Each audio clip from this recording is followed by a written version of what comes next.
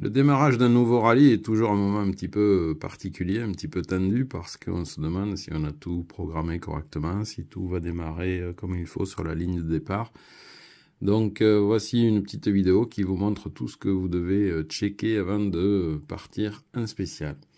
Donc là on est en train de rouler, on est parti du parc fermé, on a fait un peu plus de 25 km et on va arriver sur la ZR numéro 1. Donc on s'arrête derrière les 2 ou 3 voitures qui sont en train de faire la queue et attendre leur départ. Et première des choses à faire, premier réflexe, c'est de remettre le totaliseur à 0. Donc j'appuie 4 secondes sur le bouton rase. J'ai mon partiel et mon totaliseur qui sont à 0. Donc si j'ai préparé ma spéciale un petit peu à l'avance, je peux en discuter avec le pilote en lui disant voilà, attention, à tel endroit il y a telle difficulté, etc. pour qu'il sache un petit peu à quoi s'en tenir. Je vérifie que j'ai bien le bon numéro de spéciale qui est sélectionné. Donc j'attaque le rallye, donc c'est la 1.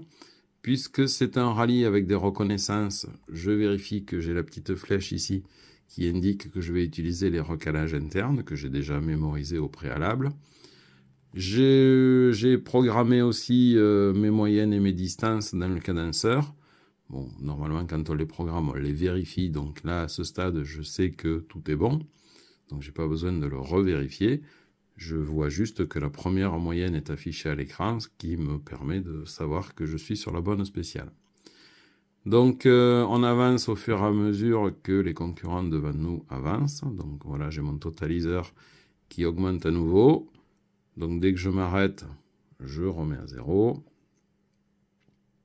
Et puis là, le concurrent qui est devant nous va partir à 17h pile. Ça y est, il est parti. Donc, j'avance à nouveau et je me mets sur la ligne de départ. Voilà. Je remets mon totaliseur à 0. Et là, j'ai un peu moins d'1 minute maintenant pour programmer l'heure de départ en spécial. Donc là, pour l'instant, c'est minuit qui est programmé. Donc il faut programmer un départ à 17h01. Et donc pour ça, j'utilise la fonction rapide M0 qui va me programmer la prochaine minute entière. Donc M0. Voilà, j'ai 17h01 comme heure de départ.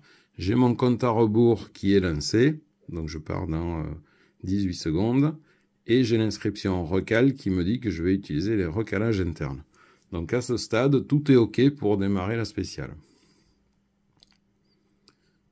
Donc dans les 5 secondes, on a les bips qui préviennent pour le départ.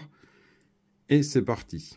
Donc là, le copilote n'a plus qu'à valider tous les recalages et le pilote doit évidemment réguler. Donc là, au début, on est forcément en retard. Donc on accélère un petit peu fort pour attraper le retard et on régule. Le copilote, lui, son rôle, ça va être de valider tous les points. Donc soit avec le bouton ici, soit avec le petit bouton de déporter, si on en a un, qui se branche sur le côté de l'appareil. Donc voilà, le copilote n'a plus qu'à valider les repères lorsque le nez de la voiture se trouve en face de le repère. Alors évidemment, moi je suis en simulation, là je roule pas, donc j'appuie lorsque j'arrive à 0. Mais c'est véritablement lorsque le nez de la voiture est au repère.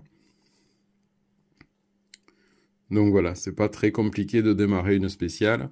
L'important c'est de programmer l'heure de départ. Il n'y a en gros que ça qui compte, de façon à ce que le cadenceur démarre.